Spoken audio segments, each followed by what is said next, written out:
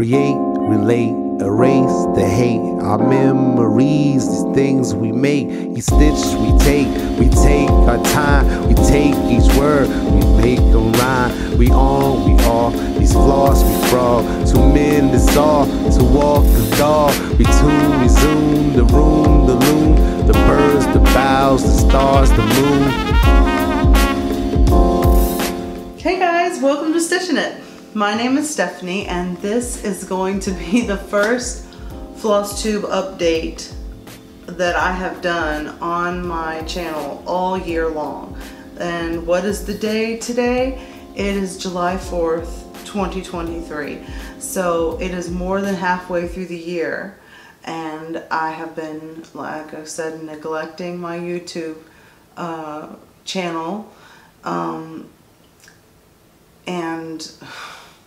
it is what it is. You know, it's something that I have consistently done since 2017 basically. So I did start working full-time earlier this year, and that has significantly impacted the time that I have to just be creative or feel creative, you know what I mean. But I did want to check in with you guys, and you know, like I said, it's over halfway through the year, so I thought it was a good opportunity to come in and do a short update, you know, just to show you some of the finishes I've had and some of the progress that I've made on a couple of the projects that I've been working on. So I have noticed, you know, like I said, I haven't put out any videos all year long, but I have stayed pretty steady with the subscribers. So if you are a new subscriber, welcome to the channel, and if you're returning, thank you so much for, you know, sticking around and still coming to see how I'm doing. And I'm still pretty active on Instagram, so if you follow me there, we can, you know, follow each other or whatever. I'd still love to see all the stitching projects and diamond painting projects that everyone has going on. I'm always looking for new people to follow there. So my handle is at Stitching It 24/7, 247, you know. Yeah. So anyway, it's kind of, I'm always an awkward kind of person, I feel like, but after not having done this for more than 6 months since last year, it feels really weird to sit down and be talking to a camera and somehow, you know, make it sound good. So anyway, I'm just going to kind of go in chronological order of all the stuff I've worked on. The last two videos I put out were actually a whip and chat, which is a diamond painting with me video, and then the other one, the next one, was a stitch with me, and that was just me stitching on the project that I've been working on and talking about, I don't remember what I was talking about, but the last diamond painting project I showed you, what I had started it on Christmas Day last year, so I had finished it in 3 or 4 weeks. I think it was 3 weeks total in January. Yeah, it was a round. So I'm going to show you guys some of the difference between the round and the squares, because a lot of people who are new to diamond painting or just observers of diamond painting, they don't necessarily have, you know, when you're a diamond painter, you're looking very close up to these projects and you can see all the differences from all the perspectives, how the square drills look different in the end from the round diamonds. Okay, so there's a little bit more, especially when you're looking at what kind of project to pick. If you have a choice between rounds and squares, beyond preference, some paintings look much better done as a round, in my opinion, and some paintings look much better done as square. You know, just the way they are charted, the how close up it is, how big the painting is, whatever. You know, there are several factors to consider. It's the same thing with cross stitch. why you might choose, not necessarily because of your physical limitations, to choose a higher count as opposed to choosing a larger count fabric, you know. So anyway, this one is called Silver Ghost 2, okay? And it is a Lori Prindle, and I have different versions of Lori Prindle. She does horses. They're very beautiful. I have some from Diamond Art Club. I have one from Heaven and Earth Designs. I mean, I just love her work. They're beautiful horses. And when I've seen most of them, they're usually shown as squares. And my other ones are squares, but this is a round. And I'm going to show you, well, I'll show you the painting first. So I'm going to get some of the dust off here. It's been on display in the living room on the easel. Okay, this is the finished product. Oh, wow, there's a lot of dust on this thing. Hold on just a second. Let me, I don't want to show you. Woo! Okay, I'll just clean that up later. I didn't really realize how much dust it has collected since it's been in the living room since January. So this is the finished product, okay? I believe it's 22 by 28. I'll have to check on the dimensions. I put it in a black frame. It's a pretty simple black frame I got off Amazon. Not even a real thick frame. Now, what I'll show you, this one does have an acrylic front, which if you noticed how much dust came off that thing, if I didn't have a front, an acrylic or glass or something over the top of it, all that dust would be on the painting. And if you look at the rounds, there is little teeny tiny space in between the diamonds that you can kind of see the canvas behind it. I don't know if you can see this still. It may not even be close up enough to see. Still, okay, you can kind of see it in the lighter areas. You know, that's the thing about rounds. So I think it's important, especially for rounds, to have that cover over the front. And the reason I'm telling you this one is because every single diamond painting I do and every single diamond painting I frame, which is most of them, I have always put the front over it. And the next two I'm going to show you, I decided to try without the acrylic frame. And so I'm not sure how those are going to be for like long term, especially, but we'll talk about it, okay? So what I like about this one, it's kind of fading into the back. It's only half of the horse, right? And what concerned me, and I don't know if you guys can tell this or not, but there is no real gray in this horse. This is like a silver horse, right? There's no gray in it. In fact, it's all brown and brownish purples. When you look real close to his face is almost entirely purple. Okay? If you look real close, you can see that it's all purple brown. And that concerned me at first. But I'm telling you, I don't know, when you back up, and especially when you're just seeing it in real life, you know, in your home, it doesn't come out looking purple at all. It does look like the appropriate shadowing that you'd want to see. And the highlights, because I was like, how are these highlights? They're AB, which is Aurora Borealis effect of those white diamonds in the highlighted areas. Let me find some. I don't know, like, how do you go from bright white all the way to purple, and then it's going to fade into this darkness, but somehow it looks fantastic. I'm telling you, okay? Okay, I've shown that to you enough, I think. And now I framed this myself with one of those Craig framing kits. I did the wire on it and everything, and it's holding up pretty well, okay? Now next, okay, I've been working on these diamonds. My son asked me for a diamond painting, I think it was in January, right? His birthday was in February. So of course I wasn't going to have time to completely do a diamond painting in time for his birthday. But I started it and I worked on it and I kept working on it.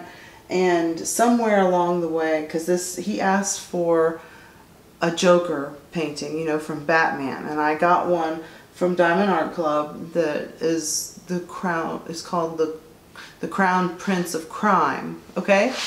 And it's very scary, you know what I'm saying? Like, it's very... Anyway, along the way, I also had another one that was already started that was a Wonder Woman one. And, you know, because Joker is from DC Comics and Wonder Woman is from DC Comics too. So these were both licensed diamond paintings that came in a special box and from Diamond Art Club. And my daughter wanted, because I was doing a diamond painting for my son, they share a room still, and so he wanted, because he was getting a diamond painting, she wanted a diamond painting, so she wanted the Wonder Woman one. So then it became my goal to try to finish these diamond paintings around the same time, try to do the Joker as quickly as possible, and try to finish up Wonder Woman as soon as possible after that. And I ended up finishing them within 24 hours of each other in April. So it took me a few months longer than I thought, but yeah, it still amazes me. Wow, I managed to time that perfectly so I could get them. So I had bought these. This is a different frame, and the framing, okay. See some diamonds that they're not loose, but okay. This one, these were 20 by 30. Both of them were the same size, and they were square shaped diamonds. So I bought a 2-pack of poster frames, because apparently a poster size is standard is like 20 by 30 inches. So I bought 2 poster frames from Hobby Lobby. I said that with a grimace because I don't like going to Hobby Lobby, you know, unless I need to. And I feel like for what I got, you know, I ended up, you know, I didn't want all the extra packaging that I normally get when I order off the internet, a frame. Do you know how big the boxes that come when you order a big diamond painting frame come in? Okay, it's it seems like a lot of waste. But you go to the brick and mortar store and they don't have very much selection, and it's still, you end up paying more per item than you can get online, right? So it's like, anyway, so I got these poster frames, and at first I was going to put the acrylic on there. It came with acrylic on, you know, a cover, but the poster frame was so inexpensively made, and I'm talking about with everything, I think I paid like, I don't remember. It was $50 before there was any type of coupon. I don't think I got that much on sale. I mean, so it was less than that for 2 frames, 2 20 by 30 frames. And the acrylic split when I was trying to put it in there because it was just so inexpensive and flimsy and frail. So I decided, oh well, I'll try it without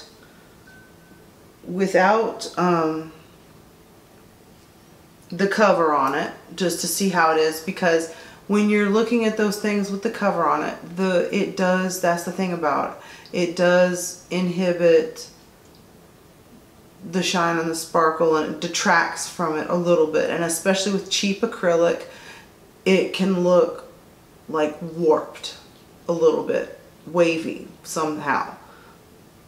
But like I said, you know, especially with the rounds, you really want to keep the dust off them ultimately.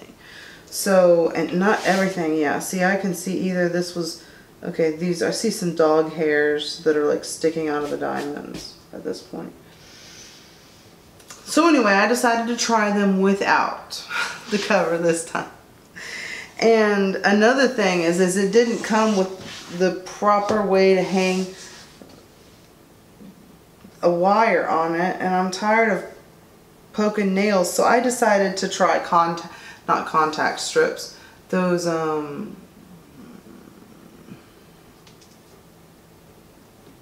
command strips, okay? And they're the ones that I decided to try were Velcro like you put them on your picture, then you put them on the wall, and then you set them up, and then you put them together, and they hold on the wall by Velcro. And they say how much they're supposed to hold, and I don't find the command strips, basically, with the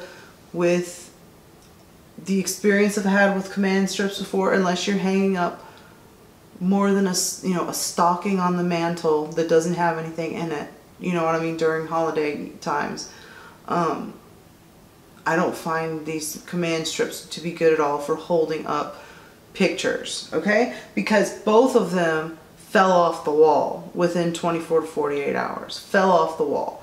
And one of the frames, of course, cracked at the corner. So it's damaged at the corner. So I got to figure out how to fix that now, and I'm still going to have to hang them up properly. So long story short, I don't recommend using command strips to hang up your paintings that matter to you. Okay, so next thing, I'm going to show you this diamond painting by Joker, but I gotta change my battery in in my camera real quick because it's been flashing red for a few minutes, and then I will show you this. Okay?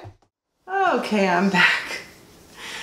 Like I said, this is I wasn't planning for this to be too long, and I wasn't even planning for all my diamond painting to go first, but I'm just showing them the finishes, and I'll get to cross stitch next. Because I know when I started talking about this video, I started talking about it was going to be a floss tube. So anyway, I just wanted to show you, this is these command strips that literally just peeled. The one that was still half of it because it's Velcro on one side, and then the other side that's supposed to stick to the wall and stick to your frame is not that sticky. So I just peeled that off. I mean, it's trash. But on the good news on the other side is that the diamond painting itself, it's not like the diamonds were, no, I haven't found any diamonds lost off of it. So look at this guy. Isn't he creepy? It's a pretty big close-up. Now, I did look this piece of artwork up. It's from I can't even get back enough to show the whole thing because it's a portrait. He is creepy, but the shading and the details in it are really good, and especially when you put it in his bedroom, and he has those he has like tape lights, you know what I mean? They go all the way around, and they're like LED lights with the kids like, you know, that they can change the colors with the remote and things like that. It casts a shadow on here. And it looks amazing. Now, what I was trying to say is it was a comic book cover. One of three, I think. It was called Three Jokers or something like that. And the original had blood splattered all over it. And I think it had something to do with, because, you know, he killed Robin. I don't know too much about this is just, he's deranged. But look at the sparkle. I mean, this is a square, and you can kind of see the difference. It has like a wet sheen sparkle, real flat, even, shiny scale sparkle, especially without the acrylic cover over it. Yeah, it looks really good to me. If you like diamond paintings, and if you look at it really close up, the spacing on these diamonds is just fantastic. And as far as I know, it even fell off the wall, and I didn't even lose a diamond. So if you're concerned about, I mean, now, I got another diamond painting that through the move, you know, we moved, it was hanging up and we moved. And it's like, I haven't found where there's a stray diamond stuck in there, because it's got a cover on it as well. And it's like, it's not a diamond that came off. It was like a stray diamond, I believe, because I keep looking for the missing diamond, because it's moved. And there's just one on top under the cover. You know what I mean? In the middle of the painting. I keep looking for that missing diamond so I can put it back. But it seems like it was one that was just stuck extra to the canvas or something like that just got under there and moved, dislodged when we moved.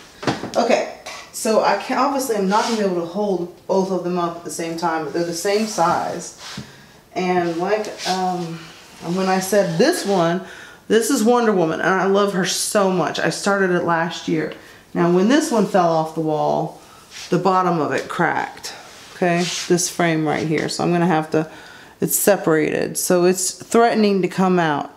But this is Wonder Woman. Isn't she? Wonder Woman 1984. And she is 67 colors. 20 by 30 inches. Let me see if I can put it right here. I love her. And this is going in my daughter's room. She loves Wonder Woman too.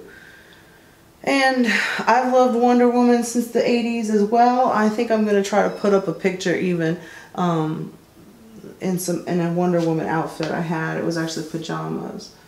But again, I see some uneven. I'll have to stick that one in. Yeah, okay. Anyway, like I said, it fell off the wall. The frame is broken down here, but she is gorgeous. She's got, this one is a real fun one to do because like I said, it's 67 colors, but it doesn't feel like that because it's not a lot of confetti and there's a lot of black in here. This is by an artist called Mandy Manzano, and she's famous for doing these black outlines, and ultimately, to me, her artwork looks a lot like stained glass, you know. Again, this is another square.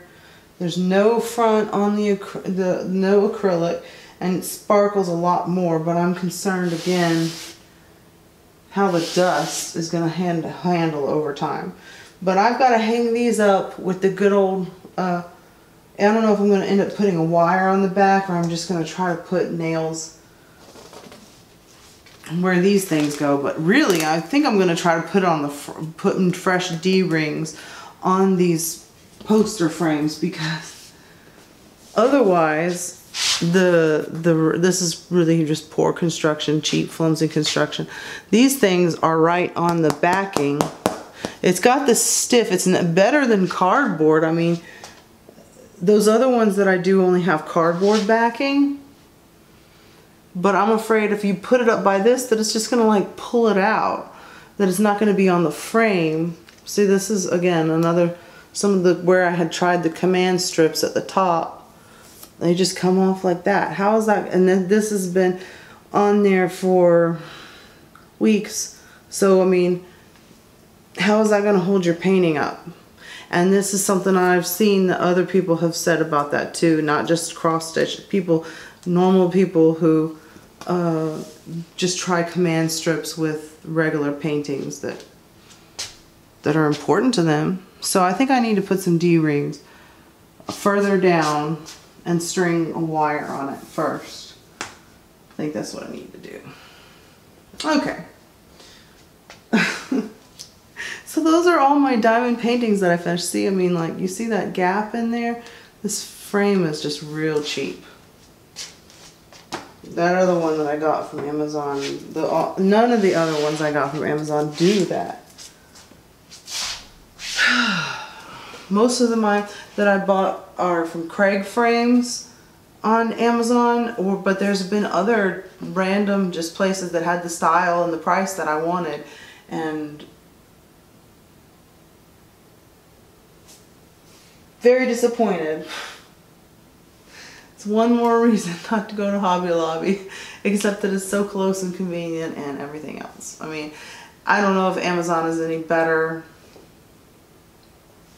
because, you know, I don't know where stuff comes from anyway. Okay, on to some stitching, and this is going to be pretty short too, but I already looked over my older video that I did last time, my update in December, and it's basically going to be the same things. I did have one finished so far this year, and it was a gift, so I don't have it, but I'm going to put a picture of it, of the finish. This was for one of my co-workers at work, and she requested a map of Jamaica in the flag colors, and which I couldn't find as a cross-stitch pattern, which is why I'm going to tell you about it, how I did it, because it may be something that helps you out. So what I actually did was I did find I did find a SVG, you know, like I'm saying, like it's a graphic pack on Etsy of what I was talking about, the map of Jamaica with the flag on it, okay? And then I purchased that. That was like not expensive, just $1 or $2 or something like that. And I used Stitch Sketch, okay? That's an iPad app. And you can import simple photos. I haven't figured out too much about it, but you can convert it to a cross stitch pattern, okay? So I'll just show you the one, because I tried several of them to get the size that I wanted and the detail I wanted, and you can still see it. It condensed these colors. I didn't want too many different colors. I ended up just using 3 colors. And it was, the stitch count was 100 by 39 stitches, so it was not that big, but I did it over 2 threads on 25 count, so it fit in an 8 by 10 frame pretty nicely. So it was convenient, and I did it in something custom, you know, for someone from work, and I looked up some colors of the flag online and then found a DMC conversion for that. So in case you're wondering, 310 and 444 and 910 in DMC. Those are the 3 colors I used, and it looked cute. I loved it. She loved it. That's all there was to it. It took me about a week to do it. And I did that, I don't remember, it was in February, I think. Finished it in February. So that was my other finish. Now this is my next finish, okay? And if you look back at my videos or you've been following me, I've been saying that forever. I've been stitching on this. It's not even that many stitches. It's only 16,000 stitches. Come on. I've been working on it. It's a long dog sampler, okay? It's going to be my second long dog sampler finish. My first one is right here, okay? That's hoity-toity. I love it more than anything. It's still the most amazing thing I feel like I've done. In fact, I'm going to pull them off the wall to remind you, because this year I finished it in August or end of July. August, it would have been August. 5 years ago, okay? Oh, here it comes. Okay, so this is my first long dog sampler that I completed. This is hoity-toity. It's done on 28 count even weave. And it's finished as a quilt hanging. Let me show you the back. This was just the backing fabric. This was, again, too tall. It's really big, but and ever since then I've started lots of, it's got some dust on the top. I need to figure out, that's another thing about it. Getting dust on these things. I ordered this custom quilt hanging rod from Etsy, from a seller on Etsy. Oh man, I love this. This is like the standard I set all cross stitches to now, because this was like the first biggest, it's still the biggest thing I've actually finished, you know. I think it's 200 by 300 stitches basically, the stitch count. I don't know how many stitches total it is, because I did this before Pattern Keeper. That's how it's so confusing. I did this just by looking at the electronic PDF, not even marking anything off. This was, and now I feel like, oh, I can't survive without Pattern Keeper. You know what I mean? So to me, I'm like, how did I ever do that? How will I ever do it again? Like I said, I finished it in 2018. It's my favorite thing ever. If the house is on fire, I'm going to make sure I grab it. We're in the front room, so on the way out the door, I'm going to be like, grab hoity-toity. That's it. Yeah.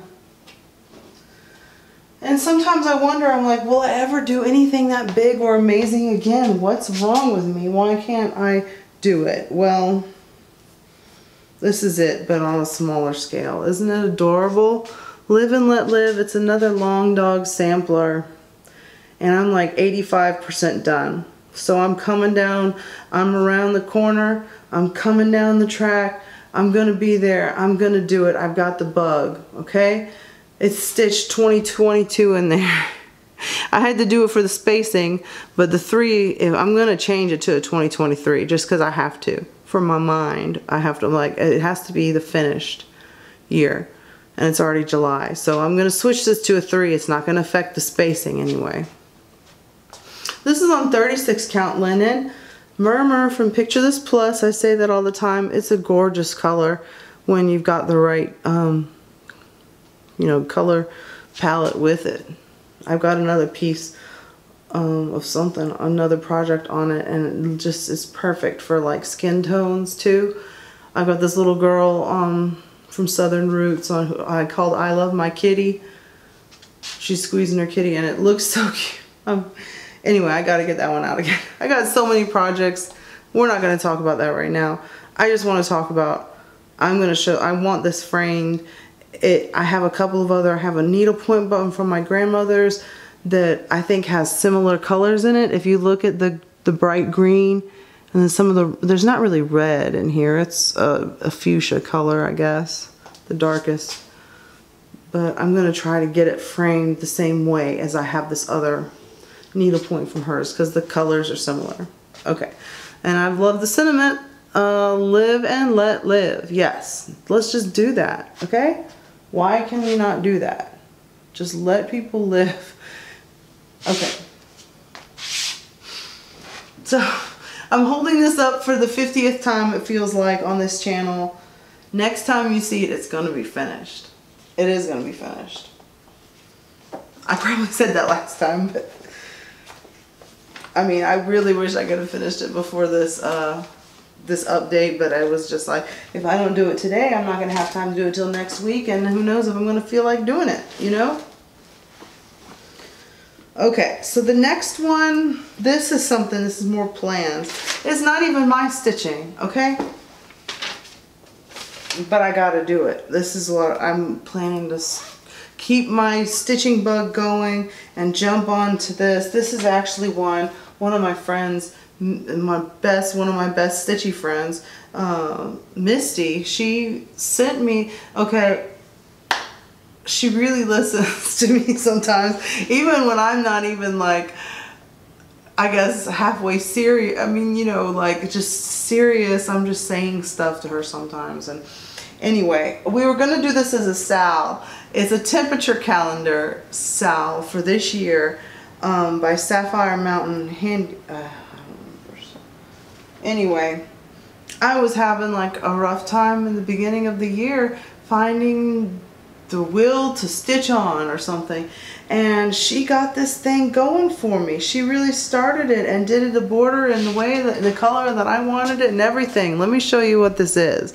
This is halfway done, and she even, okay, see each of these, so in case you don't know what a temperature calendar, I don't know, is each of these little things represents the high temperature for that day of the year. So this is January, this is February, and this is March.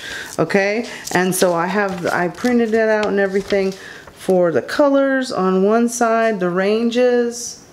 You know, I have all the colors in here ready to go. I mean, all of them, lots of colors. Okay, she had sent me this thing where she had even charted the colors she used in this chart, and see, I started filling it in what colors I need to use to finish out the month of March. I'm still behind, you know, it's on July. I haven't even started, but I gotta get down and organize myself because I could totally catch up and keep up with it if it's only, how many stitches a day is it? 1, 2, 3, 4, 5, 6, 7, 8, 9, 10. 2, 4, 6, 8, 10. 2, 4, 6, 8, 10. Yeah, there are 10 stitches for the little arrow, okay? So I could do 10 stitches a day. I could do 70 stitches a week on this, you know? So she even started the little decorative portion, and this is 2023. I mean, if I don't do it this year, it's never, and this has really been a life-changing year for us because we moved last year and we've been here for a year now, and we moved to get out further from the city because it was like everything. We live outside. We have always lived outside of Atlanta during our married life, and it's just getting so expensive, and we try to keep getting out further from the city and thinking it's going to be less expensive, and it's not. And so that's why, you know, I started working, and Misty has just been great and a really good friend and supportive while I've been adjusting to that. And it's hard because my kids are at my parents' house right now, but I switched to a different schedule so I could work very early in the morning so I could be at home when they're home from school. It's summer right now, of course, but I got the schedule so that it would be the best for during the school year. And it was hard for a few months there because before that I was closing and working sporadic shifts, mostly in the evening as well. And I didn't hardly get to see my kids, you know what I mean? So it's been a big adjustment. Even though they're getting a little older, they need a lot of supervision, being like told what to do, you know, to keep them on task and make sure they do anything. So anyway, let's see what else I got in here. Now, another thing that's going on this month is Christmas in July.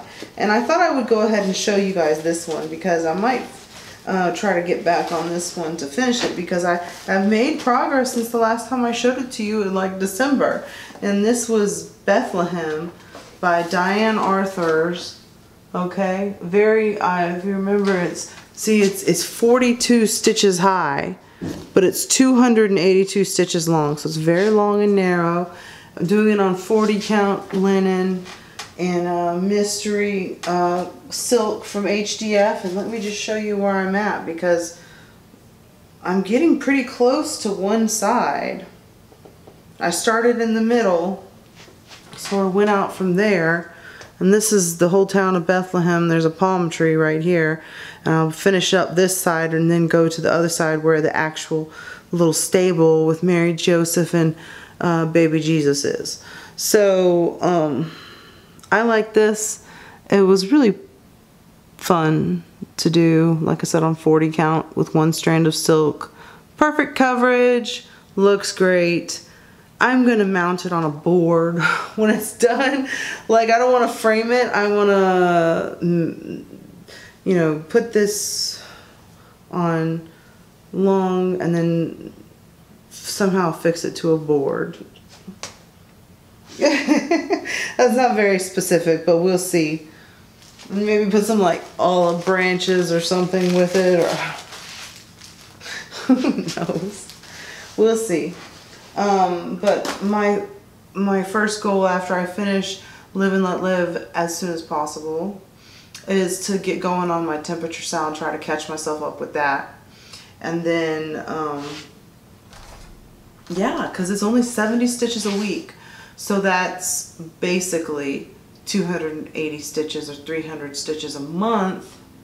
And I've got to do April, May, and June and a half of March. So that's like 1,000 stitches. So,